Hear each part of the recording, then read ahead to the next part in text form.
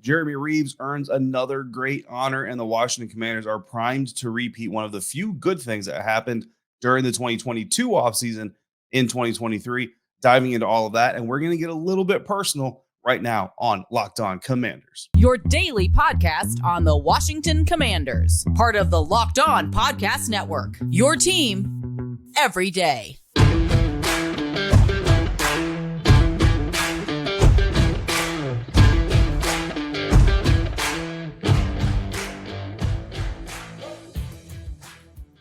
Welcome in, Commanders fans, to the Locked On Commanders podcast, part of the Locked On Podcast Network, your team every day. We are your daily podcast covering the Washington Commanders, free and available on all platforms, including YouTube and the WUSA 9 Plus app on your Roku or your Amazon Fire Stick. And we thank you for making us your first listen or your first view of the day. I am David Harrison. You can find me on Twitter at DHarrison82, a credentialed member of the media covering the Washington Commanders for Commander Country, a part of Sports Illustrated's FanNation. Today's episode presented by our friends at Prize Picks. Prize Picks is so much fun and easy to play. No competing with other players, just you versus the projections available. You take 2 to 5 players, and if they score more or less than their Prize Picks projection, you can win up to 10 times your money on your entry. It can literally take less than 60 seconds to enter. It's that easy. We love Prize Picks. We know you will too.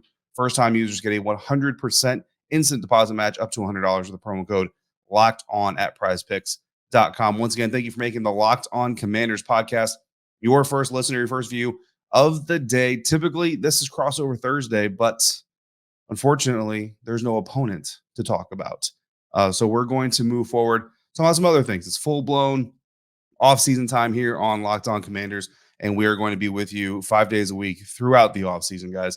We are not going anywhere. So if you've got specific things you want to talk about, at the end of this episode, I'm going to drop all the information on how you can reach out to us, be a part of the show, get into the conversation. But first, we're going to have another conversation, this one involving Washington Commanders special teams ace, Jeremy Reaves. Earlier this year, John Bostic called Reaves the best special teams player in the NFL on an appearance on the Locked On Gators podcast with Brandon Olson.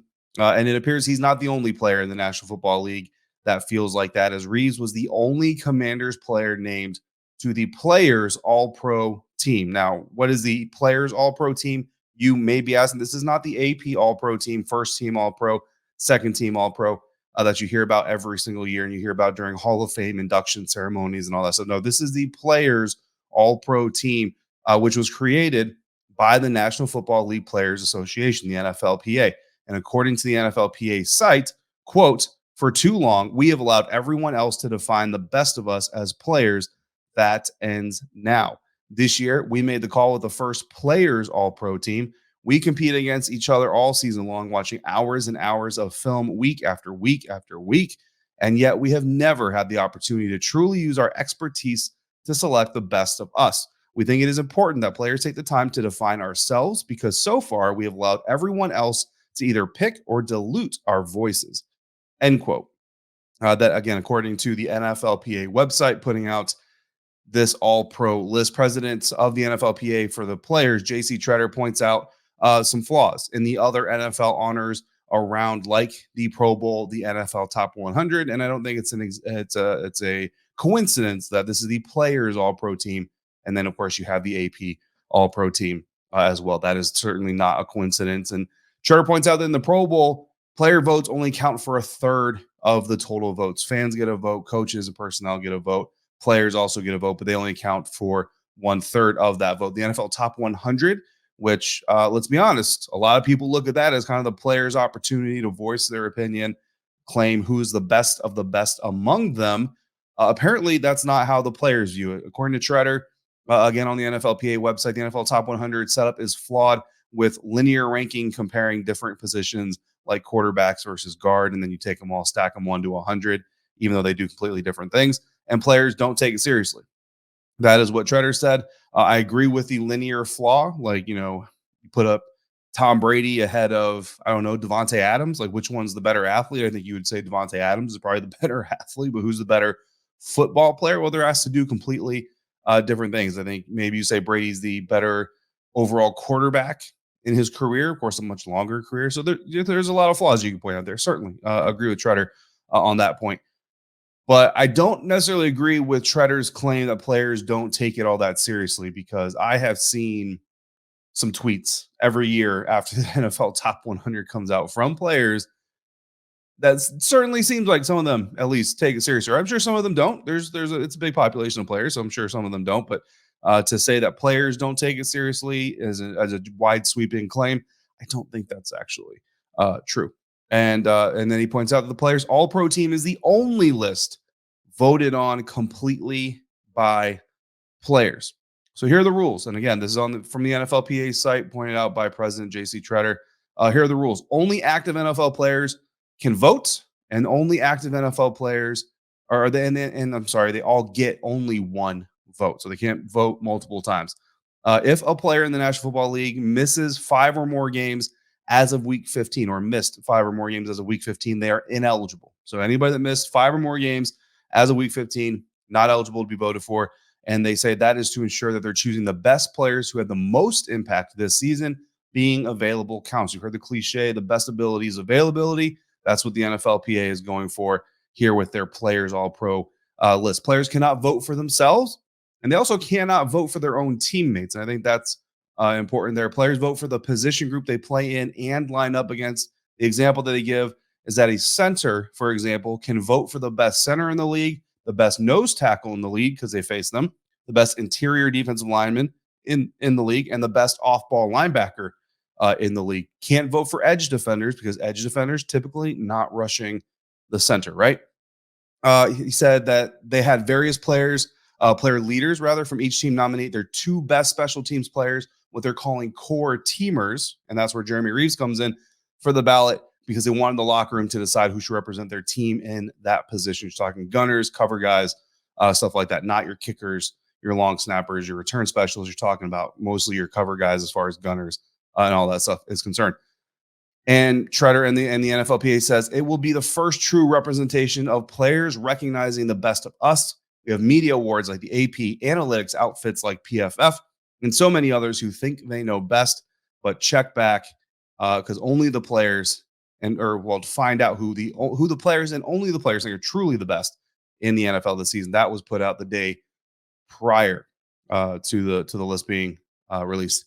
I gotta be honest. First and foremost, I think the energy here is kind of weird. I don't think that the NFLPA needs to necessarily go after the other awards and kind of try to discredit them, right? To boost up their own All Pro list. I think people would be interested in the players All Pro list, regardless of taking shots at media born lists or PFF lists or fan voted lists. Like, you know what I mean? Movies have like fan voted events that are more geared towards the fan, like the MTV Movie Awards or Music Awards, if they still do those. And like they also have like the Oscars that's voted on by an Academy. You know what I mean? Like there's room for multiple award types and categories and panels. So, you know, I support the players having their own voted all pro list, but I just kind of think the energy about trying to cast shade on the other honors is a little weird, to be quite honest with you. And I don't know how accurate it is. We'll get into how accurate that the other awards don't really have a base of knowledge behind them, while the players list will have the backing of knowledge behind it. And I would argue that nobody, media, PFF, like PFF and as a whole, watches every single game and breaks down all of it, granted, but not every individual at PFF, right? And not every individual in the media, right? Like I watched every Commanders game, but I didn't watch every Cowboys game. And I promise you that Commanders players watched every Commanders game over and over and over and over again through film. But they didn't watch every Cowboys game, right? They watched significant chunks of Cowboys games and plays and certainly things like that. But and then, you know, the Arizona Cardinals. Did Commanders players really watch any Arizona Cardinals film? Maybe, you know, if the Cardinals did something against an opponent, you know, sure. But I think there's a flaw to every award process, and that's okay. Like, I don't think anything has to be perfect. It's okay that there's flaws. I just think it's kind of weird that Treader is kind of going after the other awards to try to boost theirs on top of the backs of those. Like, just let it stand alone. I think it's a great idea anyway, and I think most of you probably would agree. So we're going to break down the list of the All Pro. So that's the criteria that we've gotten through right there. So a lot of things to unpack there. We're going to get to who actually made the list, including Jeremy Reaves, and a little interesting observation that I made about that kind of goes along. And look, I dove into it because JC Treader obviously has a problem with other people saying who the best NFL players are, and he wanted NFL players to be the ones to say who they are because they know better than we do out here and that you do as fans who vote for some of this stuff apparently as well. But first, we're going to talk about betonline.net, your number one source for sports betting info, stats, news, and analysis. The latest odds and trends for every professional and amateur league out there, from football to basketball and esports. We got it all at betonline.net. And if you love sports podcasts, which you probably do because you're listening to this one, you can find those at BetOnline as well. Always the fastest and easiest way to get your betting fix. Head to the website today or use your mobile device to learn more at BetOnline, where the game starts. This episode also brought to you by Ultimate Football GM. I was just playing the game earlier today. Super geeked out about it. I mean, to the point where my wife, on occasions, has actually said, "Are you still playing that game, or are you playing it even again?" Ever dreamed of becoming an NFL GM and managing your own football franchise? Of course you have, because you're a football fan. It's what we all do. Well, your dream can come true, and this game is definitely for you. In Ultimate Football GM, you manage every strategic aspect of the team, go through the season, lead your team to glory, responsible for hiring the right coaches and coordinators, training players, making draft picks, navigating your franchise through free agency and the draft, and all the ups and downs of the season, all in a challenging and realistic game world. Ultimate Football GM is completely free and playable offline. Play on the go as you want and when you want to. Locked On Commanders listeners, you get a 100% free boost to your franchise when you use the promo code Locked On, one word, all caps, in the game store. That's Locked On, all caps, all one word. So make sure you check it out today. Download the game by visiting ultimate-gm.com or look it up on the App Store. That's ultimate-gm.com. Ultimate Football GM starts your dynasty today.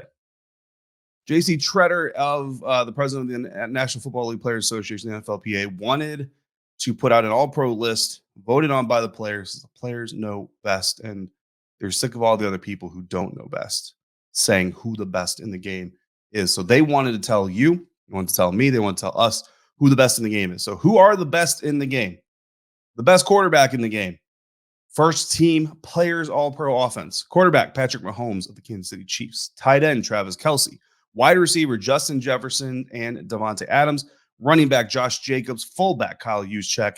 Offensive lineman, you got Trent Williams, former Washington left tackle Trent Williams. Joel Bitonio of the Browns. Lane Johnson for the Philadelphia Eagles. Zach Martin of the Cowboys. Jason Kelce of Philadelphia Eagles. First team all-pro, players all-pro defense, rather. Chris Jones and Aaron Donald leading the defensive line. The edge rushers are Nick Bosa and Myles Garrett. Nose tackle is Dexter Lawrence, Sexy Dexy, as they call him in New York. Off-ball linebackers, you got Roquan Smith, Fred Warner. Free safety is Minka Fitzpatrick. Strong safety is Derwin James. Corners are Pat Surtain II and Darius Slay. Your first team players, all-pro special teams. Kicker, Jason Myers. Punter, Tommy Townsend. Punt returner, Kavontae Turpin of the Dallas Cowboys. Kick returner, Cordero Patterson of the Falcons. Core teamer, right? And that's that kind of a new position here. Jeremy Reaves of the Washington Commanders, round of applause, and Justin Hardy of the New York Jets. Long snappers, Morgan Cox of the Titans. The teams with the most representation, the Chiefs and Niners each had 4. Eagles had 3. Raiders, Browns, Cowboys each had 2. Vikings, Rams, Giants, Ravens, Steelers, Chargers, Broncos, Seahawks, Falcons, Commanders, Jets, Titans all had 1 apiece. The Buffalo Bills, Miami Dolphins, Cincinnati Bengals, rather, Dallas Cowboys, and Tampa Bay Buccaneers. I don't know. I thought maybe right tackle Tristan Wirfs would get some love here. All not represented on this list. Interesting note. And again, I only looked into this because of the energy that JC Treader was putting out with this thing of bashing the other lists that don't know what they're talking about. And this one does. Every player on the all-pro first team member list are Pro Bowlers. Every single one of them, except for kick returner Cordero Patterson. The Pro Bowl only has 1 return specialist, which is Kavontae Turpin, who is a return specialist on this list. They added another return spot. It's Cordero Patterson. I don't know if Cordero Patterson would have been a Pro Bowl returner if they added another spot, but Cordero Patterson, the only one there. So again, weird energy for putting out this list. I like the list. Don't get me wrong, but I just think the energy behind it is a little weird. If you're doing things out of hate or spite, like, I don't know if I support the spirit of it. But anyway, we appreciate you making the Locked On Commanders podcast first listen. Make sure you also check out Locked On NFL, your daily conversation, your biggest NFL stories, in-depth analysis, and the biggest games. Something just landed on me. And on Monday, local insiders cover the weekend with game-to-game episodes. Locked On NFL available on YouTube, wherever you get your podcast. The Commanders rookie class in 2022 looks like a pretty stinking good one. And the next one could be just as good if the team can work out a trade similar to the one it did in the first round of the 2022 NFL draft. Let's rewind to last April. The Washington Commanders traded back from 11th overall in the first round to the 16th pick in the first round. Subsequently, a trade that they got there, or a pick that they got there, was also involved in a trade with the Carolina Panthers to add some more late round draft capital. Because of that trade, the Washington Commanders ended up getting wide receiver Jahan Dotson, running back Brian Robinson Jr., quarterback Sam Howell, and tight end Cole Turner. The New Orleans Saints, who moved up to number 11, got wide receiver Chris Olave. The Carolina Panthers, who were involved in the trade that ended up netting quarterback Sam Howell and tight end Cole Turner, ended up with linebacker Brandon Smith and defensive end Amari Barno. I would say the Commanders won that trade. That's me personally. Did pretty good moving back to number 16. Now, in this year's draft, the Washington Commanders are going to start at pick 16. They're not going to start at 11 like they did last year. They're going to start with the 16th overall pick in the first round. And there is a potential here that the Washington Commanders could basically repeat what they did last year as far as moving back, adding draft picks. And if they draft as well as they did this year, I know Cole Turner didn't get used in the ways that we thought. With a new offensive coordinator, maybe that changes. We'll have to wait and see. But certainly some talent there. I can tell you that. You guys saw it in the preseason, heard about it during training camp, and trust me, it's still there. Sports Illustrated's most recent mock draft has the Commanders sticking at 16 and taking Florida interior lineman Osiris Torrance. Big guy, massive type of interior lineman, does project to some to maybe kick out to tackle. To me, you kind of already got that guy. You got Sam Cosmi, who's kind of a bigger dude, interior offensive lineman who can kick out to tackle. I don't know that I want to draft a second one to match it. I think you're looking for complementary pieces here, not like pieces, if that makes sense. No knock on Osiris Torrance, and there's still plenty of time in the draft evaluation process. That's just kind of my initial January 12th look at Osiris Torrance and how he would fit with the Washington Commanders. Also, at pick 16, the Draft Network put out a recent mock draft. They actually went a different direction. They went to defense, which some of you might kick back a little bit, say defense was a strong suit of the team last year. Need to focus on bulking up the offense. I got you. I'm with you. Doesn't necessarily mean going defense in the first round is a bad idea, but probably not the direction most people are looking at. South Carolina cornerback Cam Sims is the guy that gets picked there. So you'd have Cameron Curl and Cam Sims in the same secondary for the Washington Commanders. I don't know. Again, sticking with the 16th overall pick. But what if the Washington Commanders want to trade back? Right? So I kind of looked at this, and 7 picks later, after pick 16, right? The New York Giants in the Draft Network's mock draft select Minnesota interior offensive lineman John Michael Schmitz. John Michael Schmitz is a guy who projects to be a guard or a center. And I think that's really intriguing because the Washington Commanders need a center. Love Chase Roulier to death. Love what he brings to the team. Love what he does on the field. But he's not there very often. Going back to the NFLPA's own list, availability is the best ability, right? Chase Roulier, under no fault of his own, right, just simply has not been available. So if you can go ahead and trade back to, say, pick 22, pick 23, and grab yourself some more mid to late round draft capital, stock up some draft picks for later rounds, and get yourself potential starting center or maybe a starting guard if you already have a center figured out through free agency or however you want to work it. Whatever it is, adding interior offensive line depth, certainly valuable and will help protect whoever is playing quarterback in 2023. But if the Giants are holding that pick, which again, right now, the Giants are only holding the pick as a projection because the playoffs have to happen. And whatever happens in the playoffs is going to shuffle up picks 19 to 32. So maybe the Giants won't hold that pick and maybe they'll actually hold an earlier pick or a later pick, depending on what they do in the playoffs. But if they do hold that pick and the Commanders don't want to trade inside the division, certainly reasonable. They could go back to pick 25, where the Los Angeles Chargers, again, according to the Draft Network, took Ohio State right tackle DeJuan Jones. You trade back even further, you net yourself even more late round picks, mid round picks, because you're going to have to pay more, right? And what's interesting about that is drafting a true right tackle, especially from a blue blood program, Power 5 program like Ohio State, who's provided a lot of NFL linemen over the years. And let's be honest, Washington Commanders, I mean, not every player necessarily is a hit, right? But there's been some successful ventures diving into the Ohio State talent pool, right? Not everyone, just some. You take DeJuan Jones, you put him at right tackle, and you move Sam Cosmi into right guard. Now the right side of your offensive line is secure, and you have more picks moving into the future. Either way, whichever option you like is good. But the point is, maybe sitting at 16, you get one lineman, sure. But if you move back from 16, you still get another solid. You still get a solid lineman, either a center or a guard or a right tackle. Beautiful, and you get yourself some more picks for the future.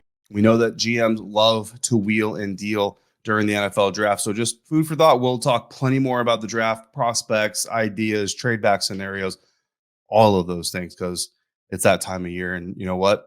It's also time for me to get a little personal with you guys, if you bear with me enough to do it.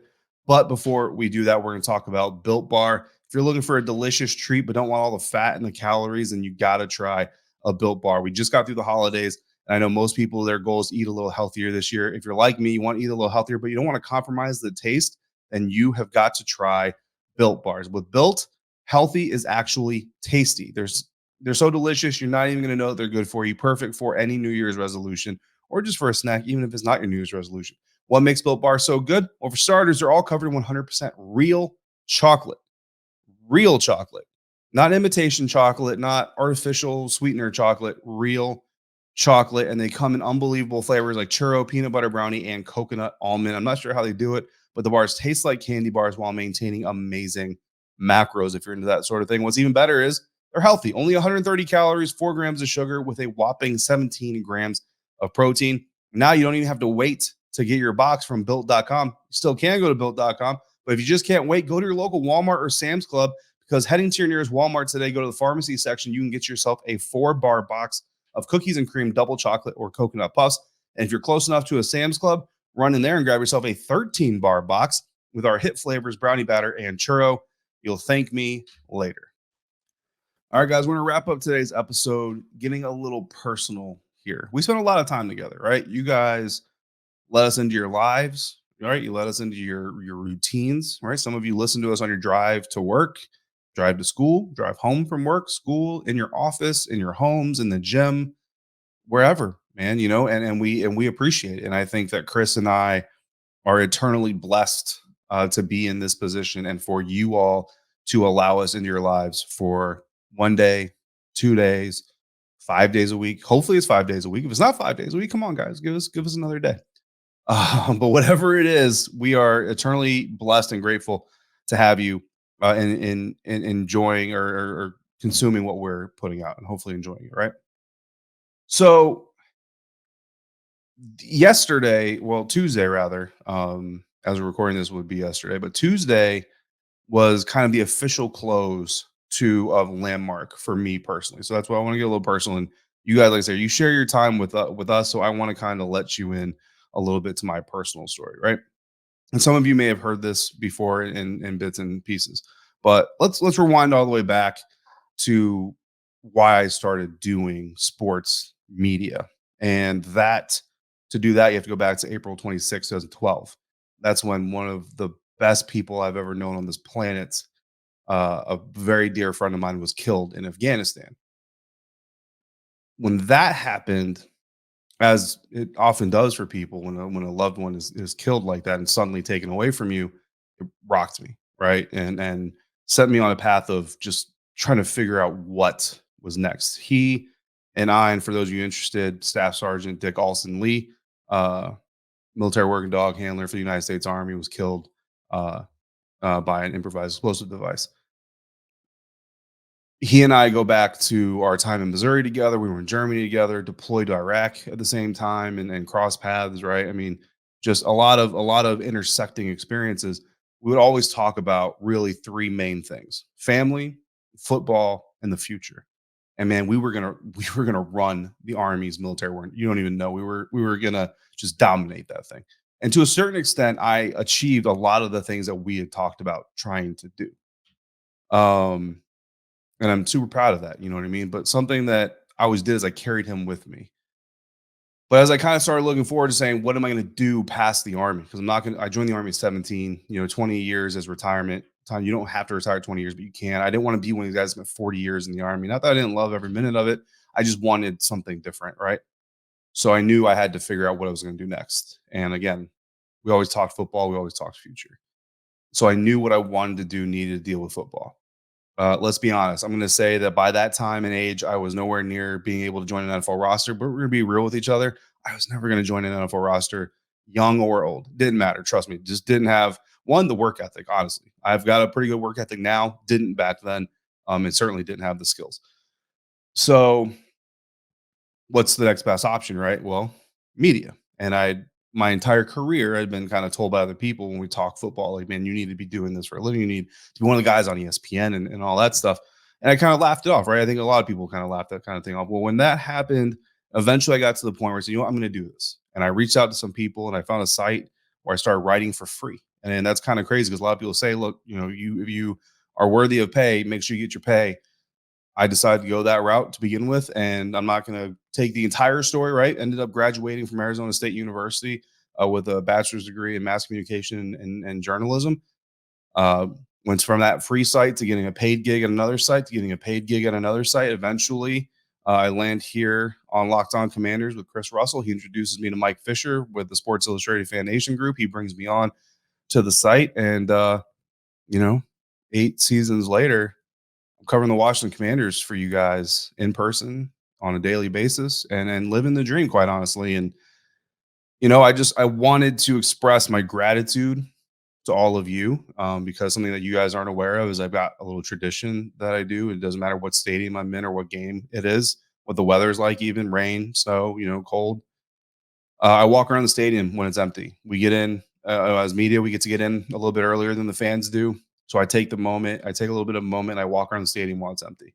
I just kind of listen to the echoes. When Sean Taylor's family was at FedEx, that's how I actually crossed paths with them as I was taking my walk, and they were getting a tour around the stadium and the shop and the memorial installation. And so that's when I happened to kind of cross over them, which was kind of a surreal moment. But then before I leave every stadium, I go out onto the field and I just kind of look around, man. And I know like we all make fun of Russell Wilson standing at the 50-yard line with his arms out, right? But I look, it's cheesy, maybe, you know what I mean? But I go out there and I appreciate it every week. And I thank Dick for his friendship and for helping me get the motivation to be here. And I would rather have him here, honestly. But this means a lot to me. And you guys mean a lot. So as we wrap up the season, it's not the way we wanted it to go. I wish we were talking about wild card football, and I'm sure you guys do too. But I just want to share a little bit of myself with you guys because, like I said, you share part of your lives with us. And I wanted to appreciate that and kind of reciprocate that and kind of let you know a little bit of where this comes from. This season, it's a dream come true, guys. So I appreciate you guys helping make that happen. And we appreciate you again for making Locked On Commanders podcast your first listener, your first view of the day. For your second listen, please check out the Locked On NFL podcast, bringing you local insights you love to the national spotlight with daily conversations on the biggest NFL stories. Locked On NFL available on YouTube and wherever you get podcasts. And hey, look, I'm a pinch hitter on Locked On NFL. Sometimes when one of the hosts can't go, I fill in. So sometimes you'll see me or hear me there as well. If you got questions or topics about anything we talked about today, Scott Turner, the future of the OC, future draft picks, coaching, players, whatever you want, send them in to us, lockedonwashingtoncommanders@gmail.com, or hit us up in the DMs, LO Commanders on Twitter. Hit the DMs, they're open. We want to hear from you guys. We want to have your input, especially this offseason as we go. If you disagree, that's fine. We only ask you to be respectful. We'll be respectful back. I'm David Harrison of Commander Country on Sports Illustrated's FanNation, credentialed member of the media on Twitter at DHarrison82. I want to thank you for making this show your first listen of the day and involving us again in your football routine and your lives. If you're out and about, please be safe, be kind. And look, if you're a Washington Wizards fan, make sure you check out my work and everybody's amazing work at Inside the Wizards, also a part of Sports Illustrated's FanNation, where I literally just joined the staff there to help them provide full-scale coverage of their team. As always, I want to thank you for joining me on today's episode of the Locked On Commanders podcast.